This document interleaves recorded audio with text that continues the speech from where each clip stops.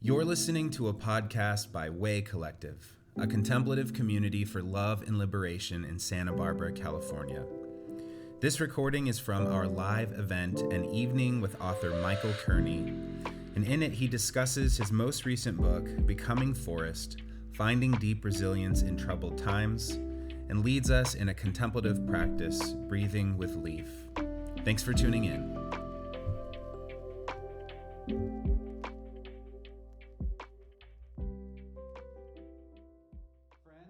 Just want to say welcome to An Evening with Michael Kearney. We are so excited for the conversation, the presentation tonight. My name's Tim, for those of you I didn't meet personally tonight or haven't seen before, but I'm one of the curators here at Way Collective. We're a contemplative and conversational community that meets weekly for dinner and dialogue on Wednesday nights, and so we're glad you're here. And I'm going to be short because I want to pass this over to Lori and Tracy, who were sort of the heart or the genesis of this evening. So I'm going to let them do the talking and the introducing, but just wanted to say welcome. We're so glad you're here. So without further ado, Lori and Tracy, everybody. Just a quick shout out to the Learn Circle, which is Tracy, me, Lucy, Pat, Eris. And a Learn Circle in this community is kind of an action community, and we are wanting to explore more eco-spirituality this year. So this is a culmination of that. The nature mandala, I think, represents that. And thank you for all who brought stuff to it. This is the book that changed us. And Michael will have some available for sale afterwards. Thank you so much. Hi everyone, welcome. My name is Tracy, and I'm one of the meditation teachers here with Lucy for monthly mindfulness. And I just wanted to introduce Michael and give you a little bit about his background. Michael Kearney was born in Cork, Ireland, and has worked for almost 50 years as a palliative care and hospice physician. He has published 4 books: Mortally Wounded, Stories of Soul, Pain, Death, and Healing. A Place of Healing, Working with Nature and Soul at the End of Life. The Nest in the Stream, and Becoming Forest, a story of deep belonging. And we have those right here for afterwards for Sam. Becoming Forest, a story of deep belonging, is a fable of a young Irish woman who finds an antidote for her climate despair in the wisdom of trees. Michael offers teaching and training in deep resilience through the Becoming Forest project. With his wife, Ronald Weiniger, he co-founded the nonprofit Mindful Heart Programs, which offers accessible, free, and daily meditations. And on a personal note, that's how I know Michael. I've had the pleasure for the last 2 years of having Michael as one of my teachers at the teacher training program with Mindful Hearts. Michael's teachings, especially around nature connection, reveal how we can strengthen our relationship with Mother Earth and make a meaningful difference in our world. I've enjoyed sharing some of Michael's teachings and meditations with many of you during the mindfulness sessions. It's an honor to have Michael here with us tonight.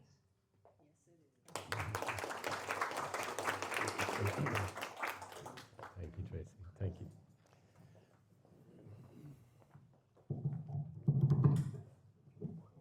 So thank you, Tracy, and thank you, Lori, and thank you, Tim, and thanks to everyone here at the Way Collective for the invitation. And I've really been looking forward to this. I think we first met to talk about it kind of 6 months ago, maybe longer. So it's been a long time coming. I think the theme of my talk and the theme of deep resilience just becomes more and more relevant as time goes by. And what I'd like to do is kind of share, first of all, my talk, and you'll see the slides will come up on the on the screen. And then at the end of that, we'll do just a very short meditation that kind of follows from what I'll share with you and from the story of the book. And then I really look forward to some discussion and interaction. So, let's see. Can we make you louder a bit? I mean, the microphone higher, maybe? Maybe I just go closer to the microphone, yeah. Oh, okay. Yeah. Thank you, Mike. Actually, maybe if I hold it, it might be easier. Yeah, I think that might be easier if I do it like that. That sounds Yeah. great. Yeah, just as the microphone's higher. I prefer that. You know what? It's That's good. fine. Yeah, and I'll hold it. Okay, thank you. So I just want to begin with a little kind of background context, and thank you, Tracy, for the introduction, but just kind of a little more context. This was a photograph taken back in 1980, and that was in my early days in hospice, working in St. Christopher's Hospice in London. And that's me in the back with the beard, and the woman in the middle, the formidable looking lady, who's kind of looking slightly skeptically at the young doctor who's presenting. She is Dame Cicely Saunders, and she's the pioneer who started the hospice movement. People here in the States, when they think about hospice and end of life and death and dying, tend to think of Elizabeth Kubler-Ross. And Elizabeth Kubler-Ross, the psychiatrist, was very much part of the early hospice movement here in North America. But really the kind of revolution within healthcare is thanks to Cicely Saunders. She originally trained as a nurse, and it was while she was working as a nurse that she just saw a lot of people at the end of life in a lot of pain, a lot of struggle, a lot of suffering, who weren't being well cared for. So she wanted to create a better form of care. So she retrained as a social worker because she felt medicine was way too focused on the biological side of what was going on and not enough on the psychological and the spiritual. And so she retrained as a social worker. And as she was a social worker, she was formulating her idea of having kind of specialist care, which was to become hospice care for people at the end of life. And she talked to a mentor of hers at the time, who was a physician, and he said, "You're talking about a paradigm shift in healthcare. You're talking about a kind of a revolution, really bringing a whole different kind of subculture into medicine that isn't focused on cure, isn't focused on prevention, that is focused on improving the quality of life." Which is wonderful, but it doesn't exist. And he said, to really do this, you're going to need to retrain as a physician, which she did. And then she went on and started St. Christopher's in 1967. So she used to call herself a one-person multidisciplinary team. She had all the disciplines. So I was lucky enough to work with her for 10 years in London. And and so hospice care, I just wanted to just make the point again at the beginning that hospice care is very much about improving quality of life for the person and their family. The family is seen as the unit of care. At the end of life, it's seen as kind of end of life care. And that's, here in the States, Medicare will cover hospice for somebody who's got a prognosis of 6 months or less. To actually qualify for hospice under Medicare, your doctor needs to think your prognosis is 6 months or less. And then in contrast to that, I wanted to just say a little bit about palliative care, because the two overlap, but they're also quite distinct. So I moved over here to the States in around 2000, and I was sort of mid-career at that stage, but all my experience in Ireland and England wasn't recognized here, so I basically had to go back to medical school. And then I did a residency in internal medicine at Cottage Hospital here in Santa Barbara. And while I was there, Cottage were starting their own palliative care team. So I was coming with some palliative care experience, and I was able to be part of the early palliative care team and have been working with them since then. And so this was back in 2006. And so just the difference between palliative care and hospice care is that palliative care isn't related to prognosis. Palliative care is for individuals who are living with a serious illness, where the focus of the palliative care is again on improving quality of life and supporting that individual. So when we're asked to come in the hospital, it may be somebody with a new diagnosis, but they're really struggling to come to terms with what's happening. They're really maybe in a lot of discomfort or pain or shortness of breath. So we can help alleviate symptoms, we can help support, we can help with communication, with setting up extra support when somebody leaves the hospital. And we follow people all through the disease trajectory, so that overlaps into the end of life. So those are just a little kind of background. And lucky enough to work in our beautiful Cottage Hospital. And one of the things I like best about Cottage Hospital is that amazing tree that you see at the entrance, which is interestingly, it is a ficus. So it is the same, would it be genus or species, I'm not sure, of tree, as the Bodhi tree that the Buddha sat under in Bodh Gaya. So, you know, here's the corridor, a corridor in Cottage Hospital. Those of you that have been in there will probably recognize, you know, they're just full of light and beautiful paintings on the walls. So a really lovely place to work.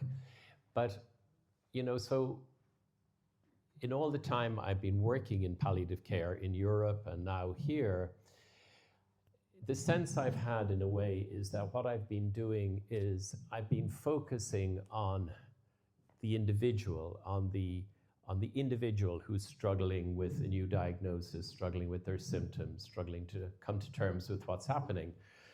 I was very aware of what's happening in the wider, field, that our world is on fire, as Greta Thunberg puts it, our home is on fire.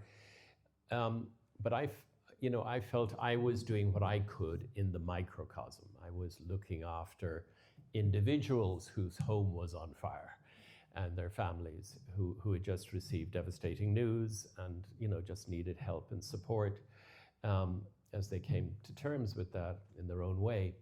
So I guess I was just to say I was very aware, acutely aware of what's happening with climate change, what's happening to our world. I've always been somebody who's been very tuned into the natural world, very, love being in the natural world, and just really feeling it when just seeing what's happening to our planet and to, the biosphere, into the ecosystems as they unravel. But then an event came along, which was in July of 2013, which was the arrival of my first grandchild. And in a sense, that kind of changed everything for me because I suddenly started to think, well, what kind of world is Elliot going to grow up in? Not just Elliot, but all the little children being born in our world, all the little children growing up in our world. What kind of world are they growing up in? How are they going to grow up in a world on fire? And it just suddenly, going from a realization and pain at seeing what was happening in the bigger picture, but feeling that my calling was to do what I could in the microcosm.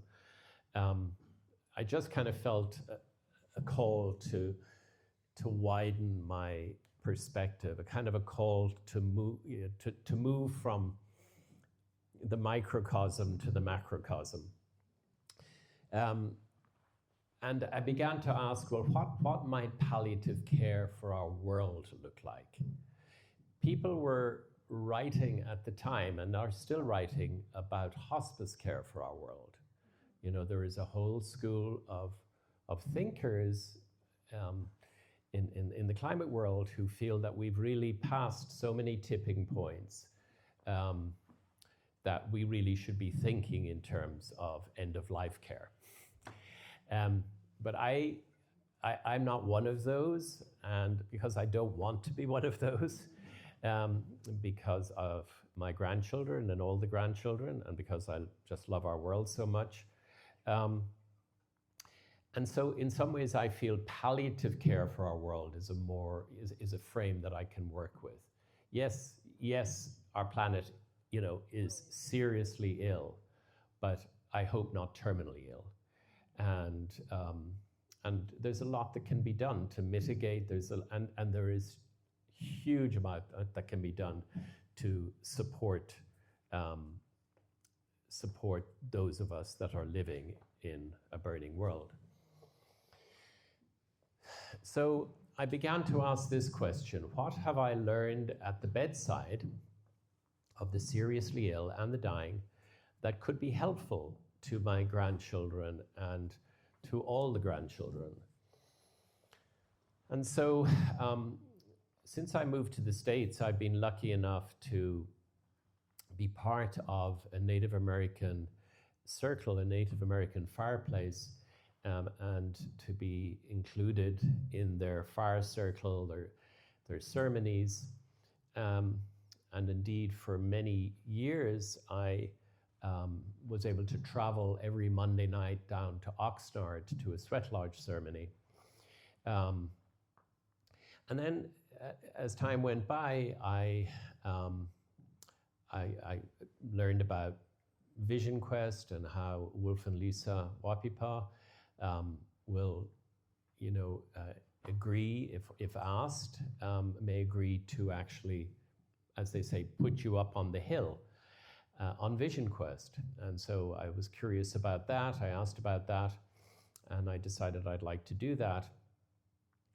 And so one of the things, there's a whole period of preparation before going on Vision Quest. And the way Wolf and Lisa do Vision Quest is in a very traditional Lakota way, which is going back into the back country in the mountains behind Ojai.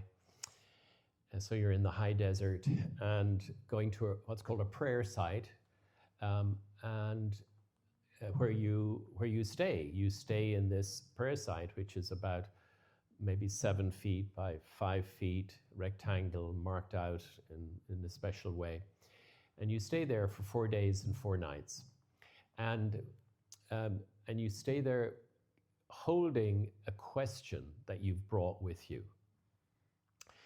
And it's a kind of heart question. It's a question that doesn't have an easy answer. You know, it's not the sort of question you can just say, okay, you know, let's sit down and brainstorm this, and we'll come to an answer. It's a sort of an unanswerable question, and yet one that feels very deep and very important.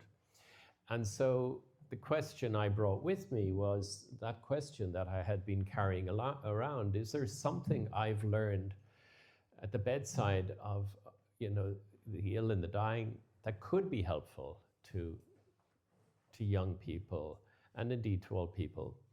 You know, and I was doing what I could to, you know, to mitigate, you know, with recycling and electric car and supporting environmental groups, but I kind of felt I was being called to something more than that. And so what came to me during that 4 days was not an answer, but a sort of instruction, if you like, which was to take your question to the Bodhi tree and sit there and wait.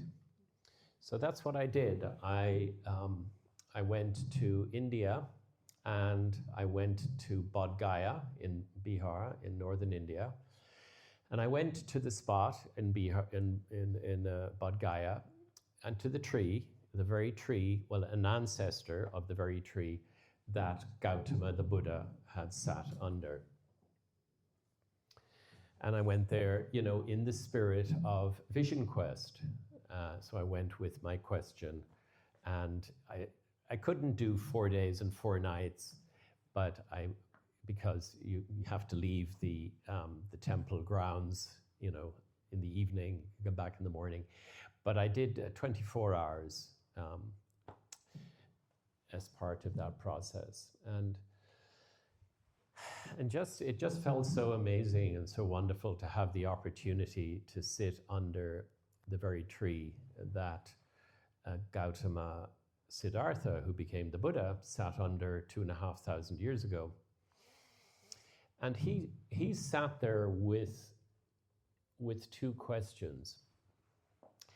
And he'd been carrying his questions, sort of maybe in a spirit of Vision Quest, but he'd been carrying his questions with him for 6 years, and he'd left his luxurious protected life in a palace.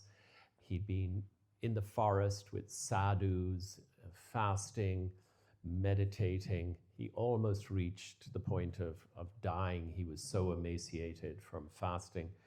And try as he might, he didn't come to an insight into, an answer to his question. And so he left that group and he wandered into the nearby forest, and he found the Bodhi tree, and he said, I'm going to sit here with my questions until I find an answer. And his question was, what causes suffering? What is suffering and what causes suffering?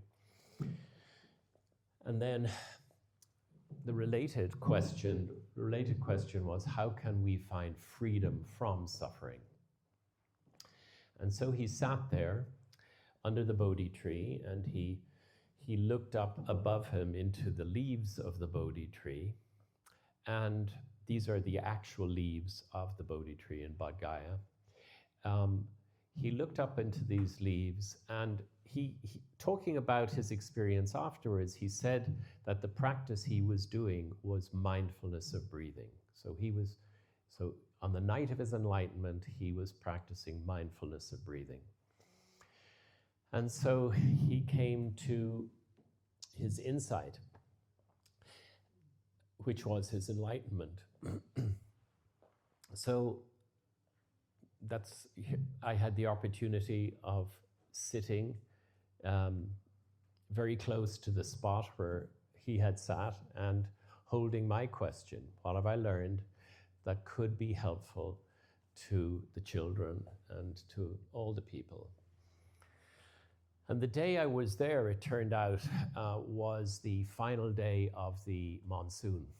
It was in October. Monsoon season is usually over by then, and it poured and it poured and it poured. It was absolutely torrential. Now, as it turned out, I think afterwards, it was very fortuitous in a number of ways. But one way was that normally there are thousands of pilgrims walking around the tree, walking around the stupa, the little temple, and the tree. Because of the rain that day, there were literally 2 or 3 people. And also, because of the rain, something else happened, which I'll tell you about in a moment. So in I was sitting there, just sitting with, you don't think about your question the whole time. You spend a lot of time beforehand kind of discerning what your question is when you go on Vision Quest, but then you just let it rest, like a feather in a nest. You just let it rest lightly on your heart. And you just sit and you notice, and you're open, you're receptive. And so I was looking up into those Bodhi leaves, and I kind of noticed a little movement. And there among the leaves was this tiny little green bird, which was kind of just coming down a branch towards me. And that was probably about the most eventful thing that happened that day, because then the rain came back again, and it poured and it poured and it poured. But then towards the evening and towards the time when the temple was closing for the night, there was a pause in the rain. And as I sat there, what came to me was this: tell a story. What can I do for the people? Tell a story. Tell a story. And so I didn't understand that. I actually, that red journal there, I actually had a red journal with me in case I wanted to write some notes, and I had it in a plastic bag because of the rain. And so I actually wrote the first part of Becoming Forest under the tree that day. And I still have that notebook, and it's got all these ink, watermarks all over it. But towards the end of the day, there was a pause in the rain, and you can see around the base of the Bodhi tree, there's a railing, and it's gold. It's gold because of gold leaf that all the thousands of pilgrims, people just bring these little stamp-sized gold leaf wafers and put them on the stone. And at this stage, the whole railings are just golden. And I was able to go forward and look through the railing when I was sort of saying goodbye to the Bodhi tree for the day. And when I looked through the railing, I saw something that just sort of took my breath away. And it was this exquisite white mushroom, which was coming out of the side of the Bodhi tree. And, one of the things about being on Vision Quest is something happens that's a bit unusual, and you say, well, is this a sign? Is this an answer to my question? What does this mean? And so this was certainly something unusual. This incredibly luminous flower coming out of the trunk of the tree. I just had a sense of awe, and then my kind of conceptual mind came in, and I'd read a lot about forests, and I'd read a lot. I love trees, and I wondered if that was an answer to my question, but I'd read a lot about the mycelial network that the wood wide web, as it's referred to, that underlies the forest, that connects all the trees, that allows the trees to communicate with each other back and forth, sending nutrients and information, really supporting the life of what's above ground.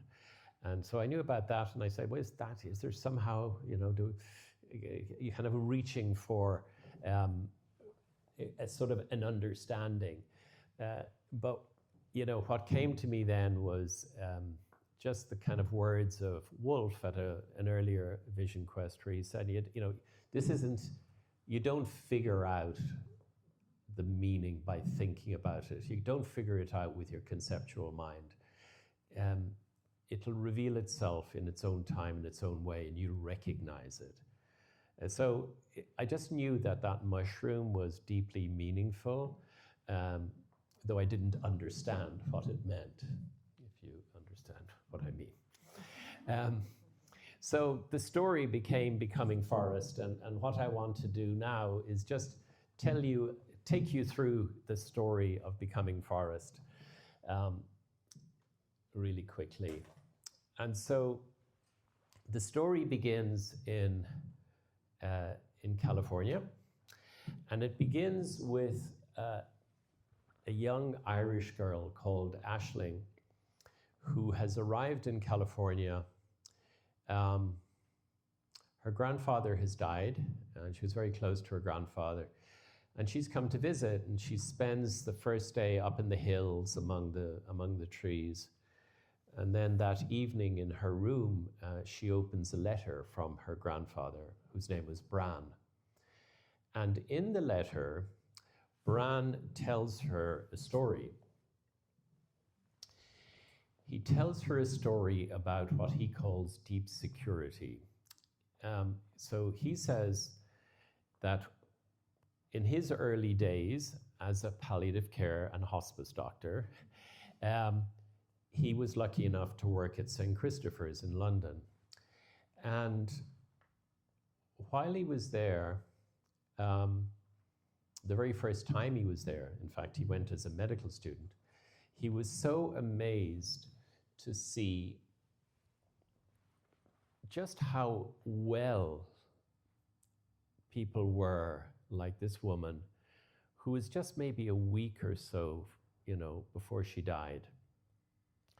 And she's not in any pain, she's not in any physical discomfort. Communication is open and flowing between her and her loved ones. And Bran had just seen this, not just once, but in many people. Of course, not in everybody, but and he was amazed by this. How can somebody, right on the edge of the end of life, right in the face of death, be so at peace and so alive and so easy in themselves? And so at the end of that week, his week as a medical student, he had a chance to meet with Dr. Saunders. And so he went to Dr. Saunders, and she said, "Have you any questions for me at the end of your week here?" And Bran said, "Yes, I do. How can you explain that people who are so close to death can be so at peace?" And Dr. Saunders told Bran a story. How is this possible? So Dr. Saunders said, there's a difference between safety and security. Let me give you an example. So just think of a little boy. Now this is in the 1940s. This is in the midst of the Blitz, when the bombs are falling on London. And if the children haven't, by then, all the children were kind of sent out of London to the countryside to live with families, except some very young little children, and they would go down into the subway, into the underground during the bombings.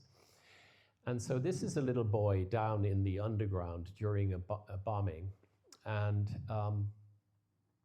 he's separated from his mother. And because he is separated from his mother, he is insecure. And because he's insecure, he is distressed. He's frightened, he's sorrowful, he's distressed. So he's actually really safe at this moment, as safe as he could be, but he's deeply insecure. That's the difference between safety and security. But nearby, there's a mother who's lying on the ground with her little baby, and she's holding her little baby in her arms.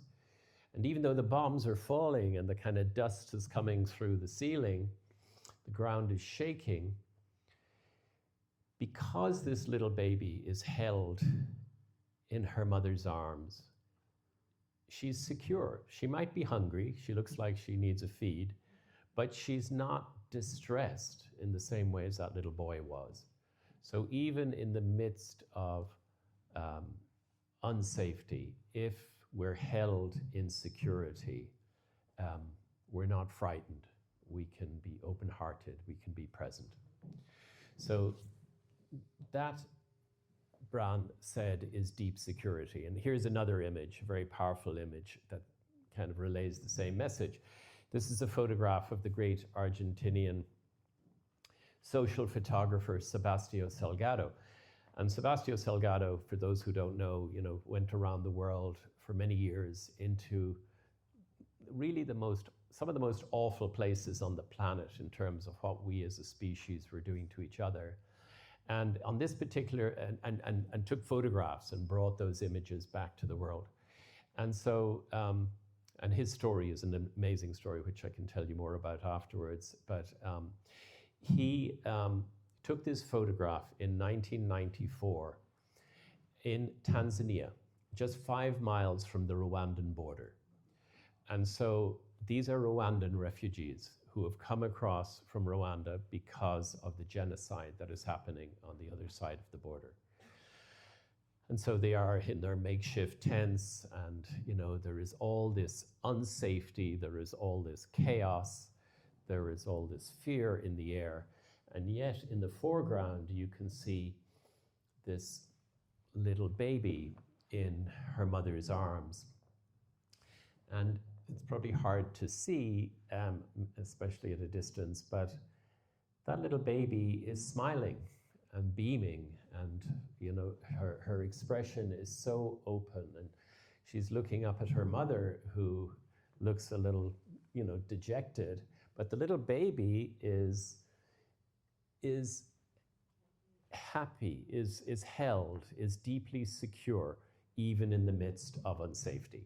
So that's what Bran was saying to Aisling.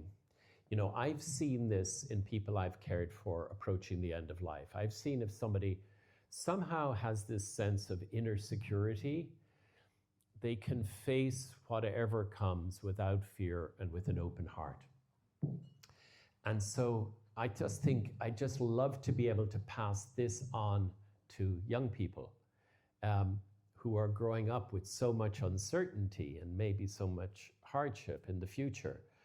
So I don't think I'll have time, he said in his letter, to do this. And anyway, I don't know really how to communicate it to young people in a way that they can hear. But could you do it, please, for me? Because you're the right age. Because Aisling was just 18 at that stage. So Aisling leaves Santa Barbara, where she has been, and she goes up to Muir Woods to try and get a sense of what to do next. And so when she goes to Muir Woods, she wanders among the redwoods. And as she wanders among the redwoods, her question for the redwoods is, what is my question? How do I do this? But she had read some of her granddad's journal. She knew about, she learned about Vision Quest. She had decided that this is what she would do, but she wanted a clearer sense of what her question was. And so she spent the day with that question among the redwoods, and what came to her was a lot of silence, and then just a single word: listen.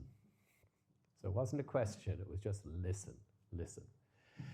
And so, so that leads her to the Bodhi tree in India, where she sits under the Bodhi tree. And at this point, when I see this drawing, it just reminds me just to acknowledge the artist I worked with in Becoming Forest. Her name is Tess Leake, and she's actually an English artist living in Ireland. And she did these very simple ink drawings for the book, including this, for me, amazing drawing of the Bodhi tree in Bodh Gaya, which, far better than any photographs, just captures the spirit of the Bodhi tree, even though she's never been there. So Aisling went to the Bodhi tree, and she did a little bit like I did. She spent a day with her question, and she was kind of feeling ambivalent to this task she'd been given by her grandfather, because she said, I understand conceptually what you're saying about deep security. This is in her internal conversation. But I don't really know what it means in terms of my own experience. So, I think the first thing I've got to figure out is, what does it mean? And then I'll try and figure out how to communicate it. So she sat under the Bodhi tree, and she listened, and she listened, and she listened. And it was a rainy day. And she thought to herself, this is a complete and utter washout. But at the end of the day, when she was going up to say goodbye to the tree, she looked through and she saw coming from the trunk of the tree this beautiful mushroom. And then she looked around her and she saw close by, just of the one or two people who was there that day, there were a couple of monks who were very well organized, who had umbrellas that they could stick into the wall, and then they were sitting under this little canopy in their lotus position.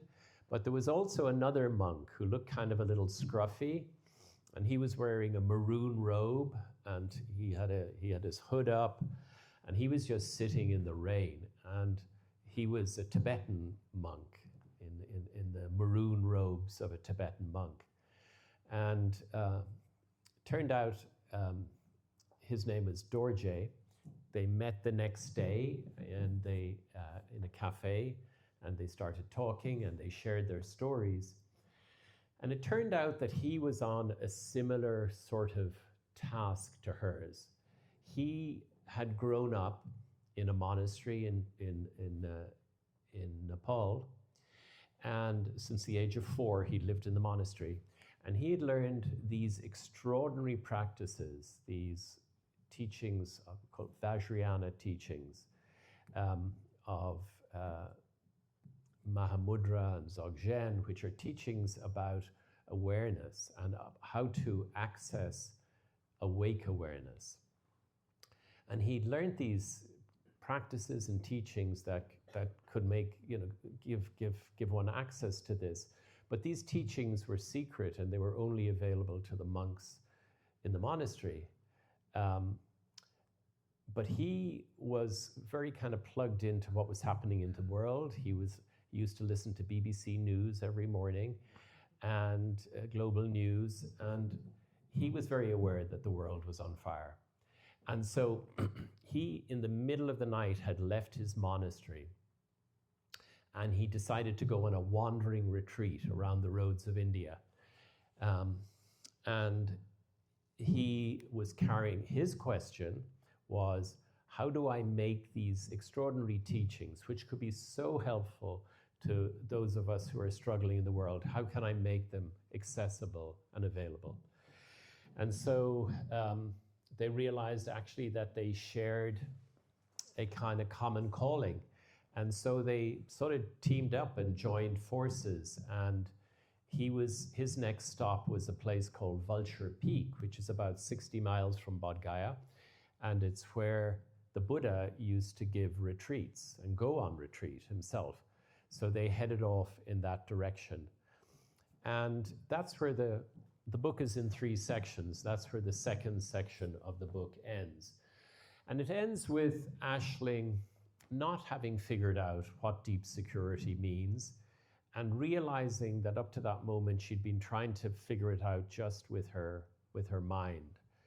And so as the last butter lamp, they were in the cave where the Buddha used to meditate, and there was butter lamps in there, and the candles just burnt out one by one until there was one little candle flickering. And when that last candle went out and they were in complete and utter darkness, she just felt, I know what I need to do. I just need to let this question go. I'm not going to figure it out. And so she'd actually left the question go. And then the final part of the book is, and the final part of the story, is 30 years in the future. And we're now back in Ireland. And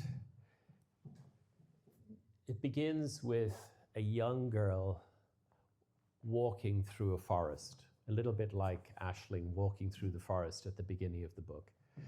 A little girl, or a young girl, she's not a little girl, she's in her early 20s, and looking up, these are photographs of a forest in Ireland, and this is the kind of oak tree that grows in Ireland. And so she was looking up at these oak leaves and just thinking, my mum and dad probably planted this oak tree. And her name is Tara. And it turns out that she is Aisling and Dorje's daughter. And so she's coming back to visit her mother and her grandmother. And she sits down with her mother at the edge of the ocean, and she asks her this question. You know, she says, "Mom, you wrote a book about your experiences up to the point where the butter lamp went out in the cave, but you never really said if you figured out what deep security means. Have you figured it out?" And so Aisling tells her a story. She thinks about it for a while, and then she realizes that actually it wasn't something she ever got as a conceptual understanding, but that she's kind of lived her way into the answer by planting trees, by being in the forest, by putting her hands into the earth, by tending the young trees, and by just spending time among the trees and with the trees, and over time realizing that that's where she feels she belongs. And among the trees, tending the trees, she had come into this sense. And she says, "I always had a problem with deep security as a phrase because it sounded like homeland security and financial security and just too materialistic. But," she said, "the sense I have is of deep belonging. And that sense of deep belonging has given me a sense of deep security." And so the book ends with Aisling sitting at the edge of the ocean, looking at a full moon as it comes up out of the horizon. As she sees the full moon, something about the whiteness of the moon reminds her of the luminosity of that mushroom at the side of the Bodhi tree. And then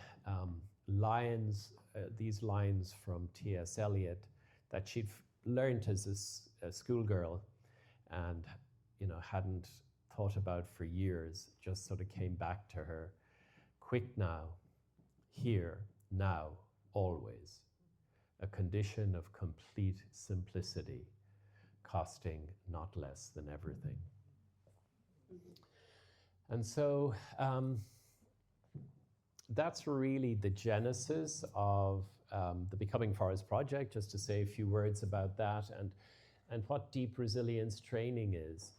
And I just want to tell a quick little story, and gosh, I'm just looking at the time here, I'm nearly done. But this is a story, really a metaphor of deep resilience. This was August 2020, and this is up in Big Sur among the redwoods.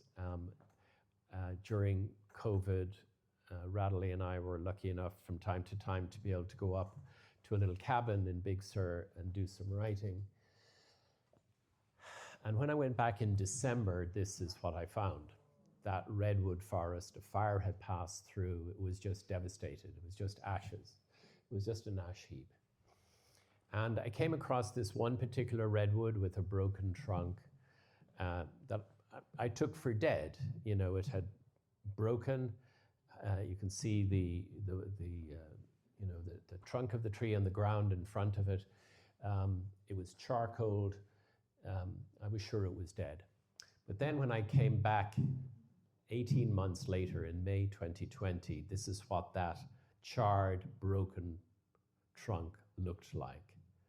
Just bursting with all this life, this green, which was coming up from the earth, which was coming out of the trunk of the tree. And this redwood had not just survived, but was thriving because of its root system. And it's being not, those who know about redwoods know that redwoods actually have shallow root systems, and they don't have a taproot, but they have these incredible lateral root systems. So their roots are intertwined with the roots of other trees. So they have this incredible stability. So that trunk was broken because another tree must have fallen and hit it. Any other tree would have fallen over, but not a redwood, because it's so secure because of that lateral root system. And then, of course, deeper still is the mycorrhizal network that it is part of. And that's where its regeneration had come from. And so you know, on the surface, ashes, but what was underground wasn't damaged. And because the redwood was rooted in that, it thrived.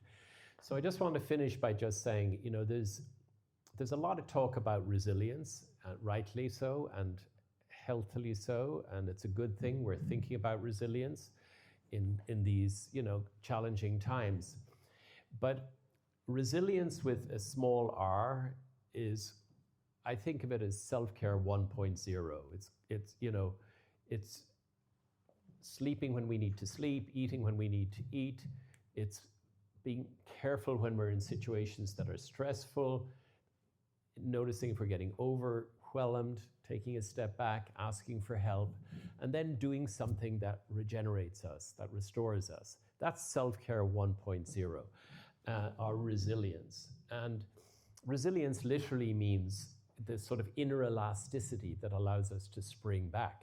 So, you know, that's why I just choose this image of the grass here, wet grass. You just stand on it and it pressed down, but you move on and the grass springs back into place. But, you know, over time, that grass or what's above ground, especially without water, can turn into this, and then this can turn into this. Whereas deep resilience is something different. And it's not that it's better, it's just it's different. And we need both. We need self-care 1.0, but we also need self-care 2.0. And self-care 2.0 is kind of like a circle that has deep resilience is the outer edge of the circle, and then at the center of the circle is self-care 1.0. So we still do what we need to do to take care of ourselves, but we also have practices that help us remember that we're part of this deeper network, that we can tap into this deeper network, that's where our true deep resilience comes from. So deep resilience means finding a way, finding your way, and it can be very customizable, very individual, but finding a way where you can tap into and rest in what's not afraid and doesn't die. And the kind of principle behind this is that by tending our inner ecology in this way, we can care for outer ecology in a sustainable way, in a more sustainable way. So that's it. And if you're interested in learning a little more about deep resilience, you can take a look at my website. And so, yeah, that's where I wanted to stop. And I was going to do a quick little practice, but I've kind of talked so long, I'm happy just to open it into discussion or whatever you think. Short meditation? Okay. Yeah, I say yes. Okay. Okay. The committee says yes. Yeah, it'll be very short.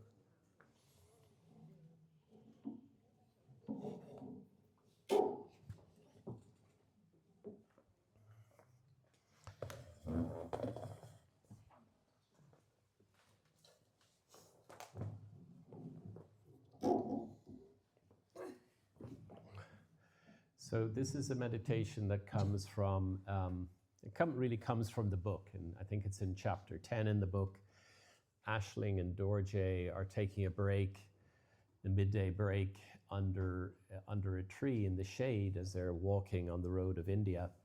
And they start talking about their two different perspectives. You know, Aisling coming from a more Celtic, nature-based perspective, and Dorje coming from his Buddhist perspective, and they each back and forth share a practice with each other. And this is the practice that Aisling shares with Dorje.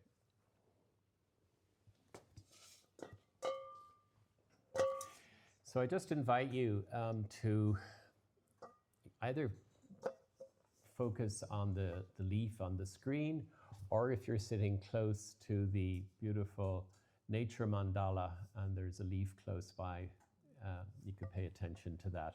Or if you prefer, close your eyes and picture a leaf in your mind's eye, whatever works for you. So I invite you just to find your posture, straight back, feet on the ground, soft shoulders, soft belly, straight back.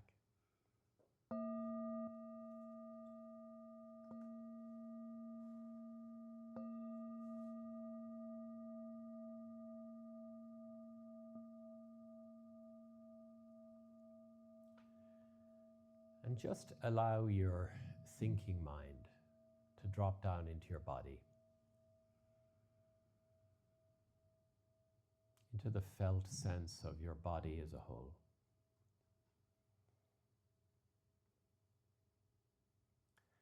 And allow your body to drop down into the earth, into the contact between your feet and the ground, your seat in the chair. Just for a few moments, allow the weight of your body to bring you back to earth.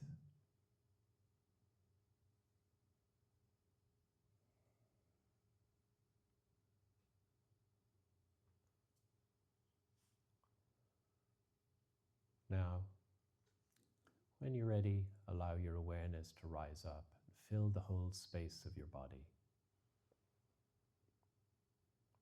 From the soles of your feet to the crown of your head, mindfully aware.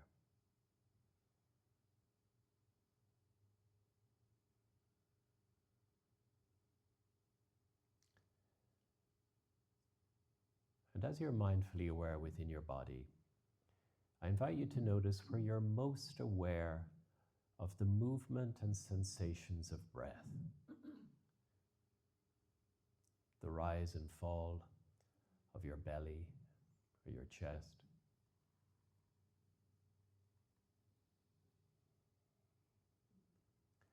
The subtle flow of air moving in and out of your nostrils.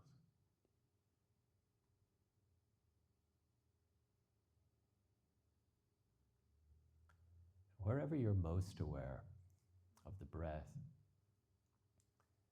allow your awareness to alight on the sensations of breath, like a feather on a wave, rising with the rising breath, feeling everything about the rising breath, falling with the falling breath, feeling everything about the falling breath.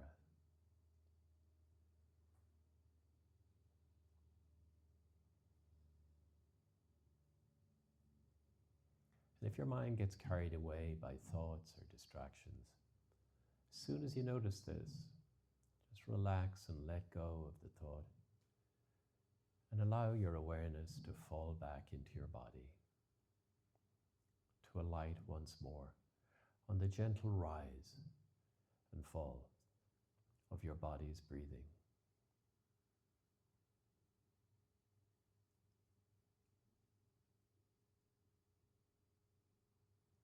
Now, as your body continues to breathe, I invite you, either in your mind's eye or by opening your eyes and seeing before you a leaf, a single green leaf.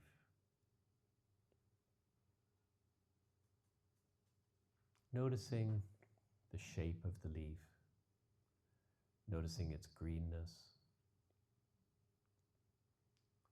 noticing how it's attached to the branch,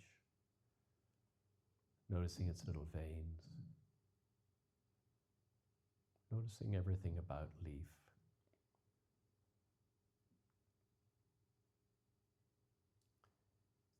And then I invite you to close your eyes,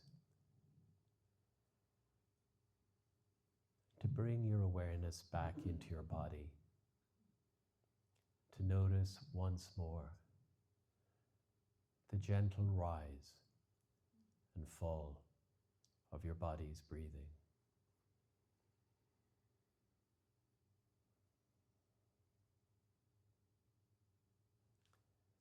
as your body rises with the inhale, know that you're receiving oxygen from leaf. And as your body folds with the exhale, know that you're releasing carbon dioxide to leaf.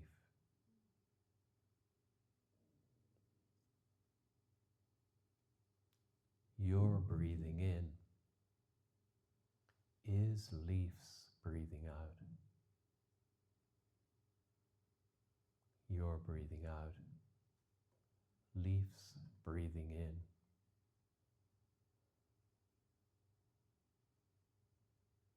Your breath, your breathing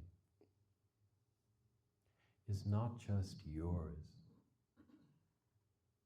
Your breath, your breathing is this reciprocal dance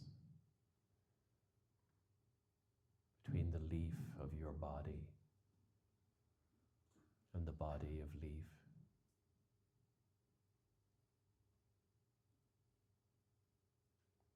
Breathing is what interdependence actually feels like.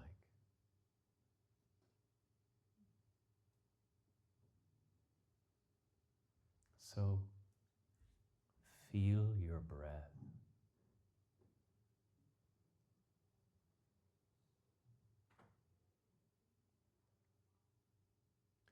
Bless your breath with your awareness.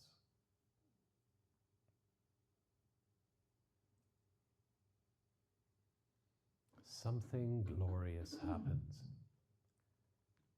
when we simply bring our attention to what already is.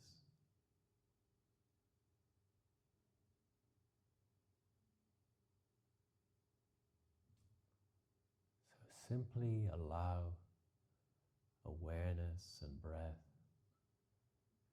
and awareness to flow together. Allowing breath to draw you into unity with it.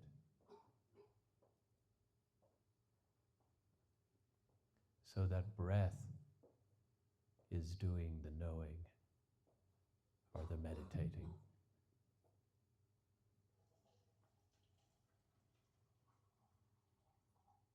Simply allow breath to draw you into unity with it, so that breath is doing the knowing and the meditating.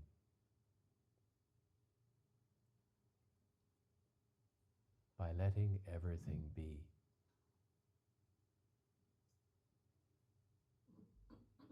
Just as it is.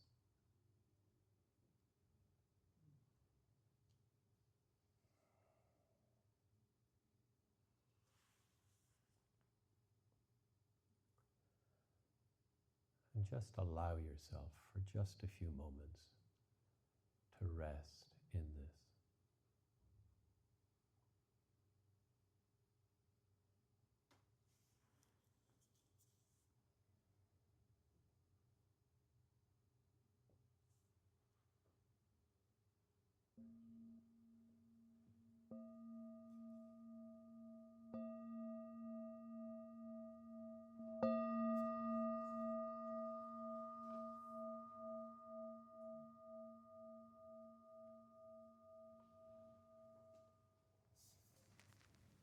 Thank you.